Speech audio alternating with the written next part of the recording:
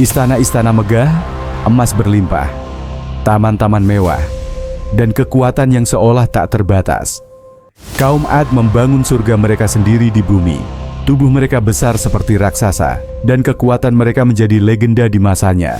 Namun kekuasaan itu melahirkan kesombongan. Raja mereka, sosok yang digambarkan Allah dalam Al-Quran sebagai musuh besar, menghabiskan ratusan tahun membangun surga palsu, seakan menantang langit. Mereka merasa tak terkalahkan. Mereka mengira diri mereka abadi, bahkan berani mengklaim ketuhanan. Saat itulah mereka berubah menjadi musuh Allah dan Rasul-Nya. Dan satu hal fatal, mereka lupakan tidak ada kekuatan setinggi apapun yang mampu lolos dari hukuman Allah. Akhirnya datanglah salah satu bencana paling dahsyat dalam sejarah bumi.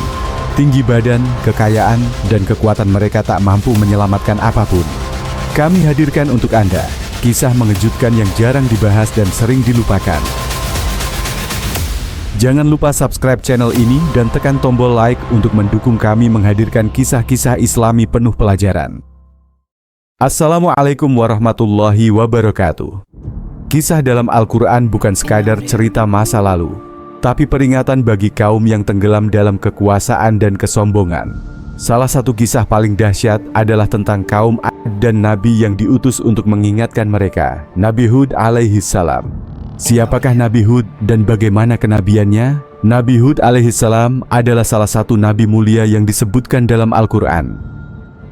Beliau berasal dari garis keturunan Nabi Nuh alaihissalam dan diutus oleh Allah kepada kaum Ad, sebuah kaum besar yang dikenal karena kekuatan dan kemakmurannya. Dalam surat Hud dan beberapa surah lainnya, Allah menceritakan bagaimana Nabi Hud diutus untuk menyampaikan risalah tauhid, mengajak kaumnya menyembah Allah yang Maha Esa dan meninggalkan penyembahan berhala. Meski menghadapi penentangan, ejekan, dan ancaman, iman Nabi Hud tetap teguh, dan beliau tidak pernah berhenti menyampaikan kebenaran. Kaum Ad mendiami wilayah yang sangat makmur bernama Ubar atau Iram, yang terletak di antara wilayah Yaman dan Oman saat ini. Dalam Al-Quran, negeri ini disebut sebagai Iram Jatil Imad.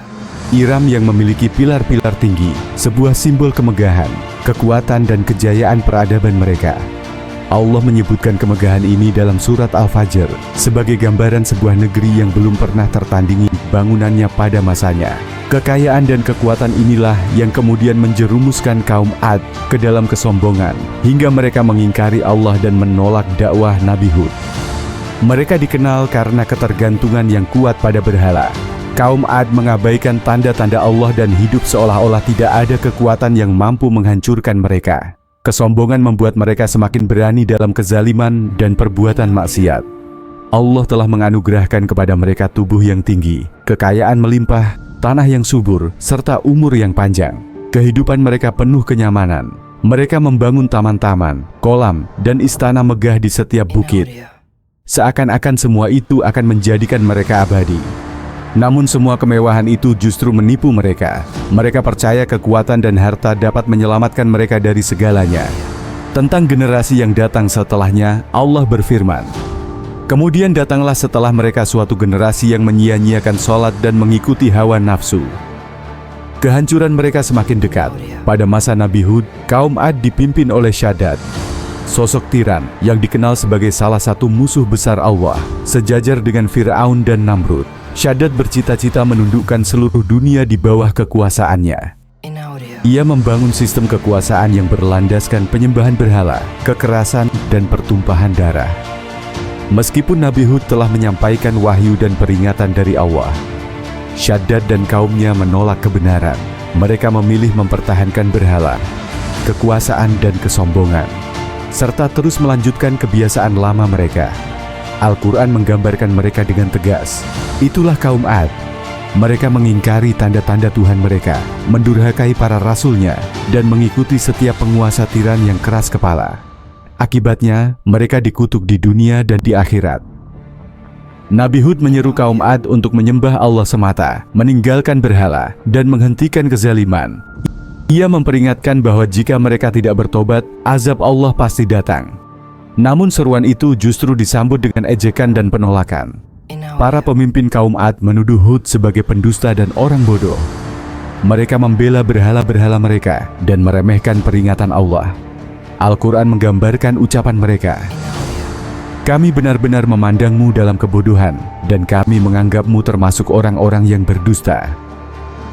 Nabi Hud dengan tegas membantah tuduhan itu dan terus menyampaikan kebenaran. Namun Shaddad dan para pengikutnya semakin keras menentang dakwah Hud. Mereka mengandalkan kekuasaan, kekayaan, dan surga palsu yang mereka bangun, merasa diri mereka tak terkalahkan. Kaum Ad tetap bersikukuh dalam kesombongan, menolak seruan tauhid, dan memberontak terhadap tanda-tanda Allah. Al-Quran menegaskan bahwa mereka menjadi sombong karena kekuatan dan harta yang mereka miliki. Kesombongan yang kelak menjadi awal kehancuran mereka. Shaddad dan para pendukungnya memerintah dengan tirani dan ketidakadilan. Mereka menindas rakyat dan yakin berhala-berhala mereka akan melindungi dari azab Allah. Kesombongan membuat mereka merasa tak tersentuh hukuman apapun. Nabi Hud menyeru mereka untuk meninggalkan syirik, menyembah Allah semata, dan mengikuti kebenaran.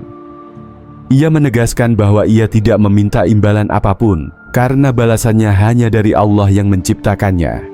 Namun Shaddad murka. Ia memanggil Hud dan berkata, "Bagaimana mungkin engkau mengaku nabi, sementara akulah Tuhan, dan aku tidak pernah mengutusmu?" Hud menjawab dengan menyebut kebesaran Allah.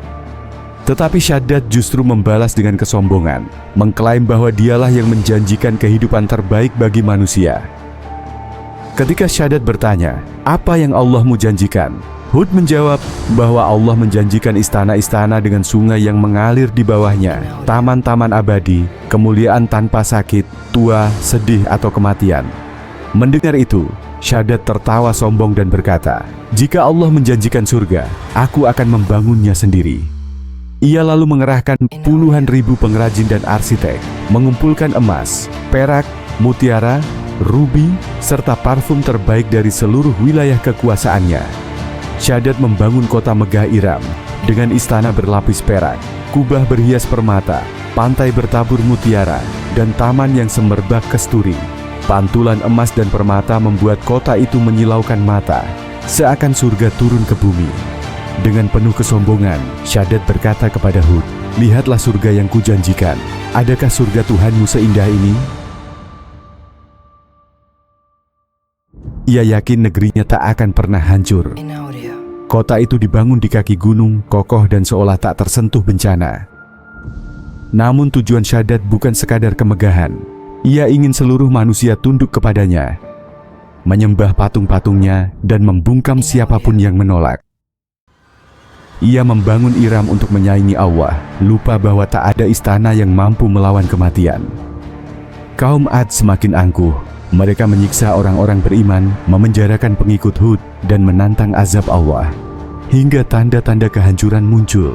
Sungai-sungai mengering, tanah subur berubah tandus, dan taman-taman Iram mati perlahan. Hud pun menyampaikan peringatan terakhir. "Aku telah menyampaikan amanah Tuhanku. Jika kalian berpaling, Allah akan menggantikan kalian dengan kaum lain."